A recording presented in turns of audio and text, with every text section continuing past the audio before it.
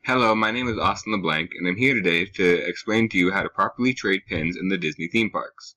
Pins can be traded at the Walt Disney World Resort, at the Disneyland Resort, and on the various Disney cruise ships. Pin trading started in 2000 as part of the Millennium Celebration and was only supposed to last for that first year. However, the guests enjoyed it so much that it stayed on as a full-time collectible. It's also very enjoyable for the cast members and a fun way for them to interact with the guests that they would not normally otherwise interact with. Pins come in all shapes and sizes, various limited edition, and they have all kinds of gimmicks that they have developed since the beginning of pin trading. Now there's certain characteristics that actually have to be on a Disney pin for it to be able to be traded with a cast member at a Disney theme park.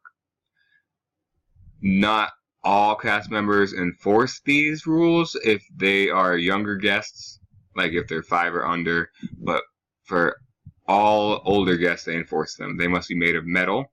They must have the Mickey head insignias on the back, which I will show those to you right now.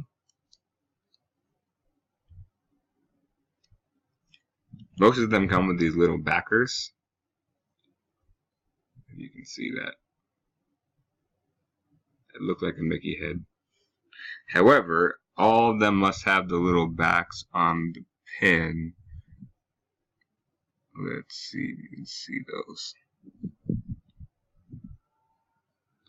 See little Mickey heads? And also on the back of the pin there is a official pin trading insignia right there, and the Disney copyright logo right here. All of this has to be on the back of the pin for it to be an official Disney pin. Otherwise, if any of that is missing, they actually won't trade with you. Now, well, I'm going to keep that off because I'm going to use that as my pin trading pin. Now, if you see, they have all kinds of stylized lanyards for the actual guests, but all of the cast member lanyards are either going to be black or green. Green is for children under the age of 10, so no adults can trade off of green lanyards. So the only lanyard that you can trade off is a black lanyard. If you see a cast member with a black lanyard, you have to walk up to them and don't just like cut in front of people because it's really rude and people do that all the time, but you really just don't do it. And kindly introduce yourself, ask them to see their pins, don't just point to ones because I've seen people do that as well and that's also really rude. And they will take their pin off of their lanyard, like so. And usually they attach their backs.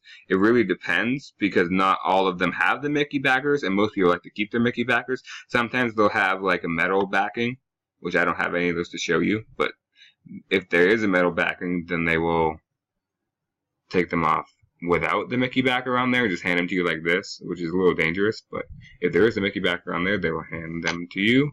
And then you will take yours off of your lanyard and you will hand yours to them and you will trade like so. And you'll be on your merry way. Now, you can only trade 2 pins per cast member per day. It's not strictly enforced. If you do see somebody later on the day that maybe has different pins than they had in the beginning, which happens quite frequently, and you either didn't trade with them, which is completely fine. If you didn't trade with them, then you still have those 2 trades. It doesn't expire the first time that you approach them. But if, let's say you traded 2 pins with them before, and you wanted to make a 3rd trade, most of the time they either won't remember you, or if you're nice enough and you ask nicely enough and it was like 4 or 5 hours ago, then they'll just let you trade anyway. Now, at all of the resorts, they trade pins. However, at most of the resorts, what's cool about most of it's at the front desk, sometimes they have them in other places, is they either have pin books, which is just a giant actual book of pins that you can look through, and they have way more. You can probably fit 10 to 12 on a regular lanyard. And in the books, it's probably like 50 or 60. And then they have giant pin boards that they take out, but they're only during certain times of the day. You have to actually approach somebody that works at the front desk and ask them what time the pin board is going to be out, so that you don't just wait around forever. Because they all have designated times that they're going to be out, because they are giant boards, and there's usually 100 or so pins on there for people to choose from. And that is how to properly trade pins at the parks. Have a great day.